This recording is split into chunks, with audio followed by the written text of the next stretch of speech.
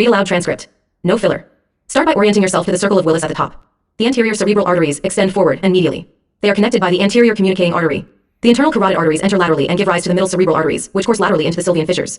From the internal carotid, you also see the anterior choroidal artery descending, and the superior and inferior hypophyseal arteries branching medially toward the pituitary. Moving posteriorly, the posterior communicating arteries connect the internal carotid system to the posterior cerebral arteries. The posterior cerebral arteries sweep around the midbrain and supply the occipital lobes and inframedial temporal lobes. Now shift to the vertebro-basilar system. The vertebral arteries ascend along the medulla and give off the posterior inferior cerebellar arteries, which wrap around to supply the lateral medulla and inferior cerebellum. Just medial to these branches are the posterior spinal arteries descending along the dorsal cord. From the midline, you also see the anterior spinal artery running inferiorly down the ventral cord. The vertebral arteries merge to form the basilar artery. As you move upward along the basilar artery, you encounter the anterior inferior cerebellar arteries, then the labyrinthine artery that travels with the facial and vestibulocochlear nerves into the internal auditory canal. Higher up are the numerous pontine arteries supplying the pons. Near the top is the superior cerebellar artery, which wraps around to supply the superior cerebellum. The basilar artery terminates by bifurcating into the posterior cerebral arteries, completing the posterior portion of the circle of Willis. End.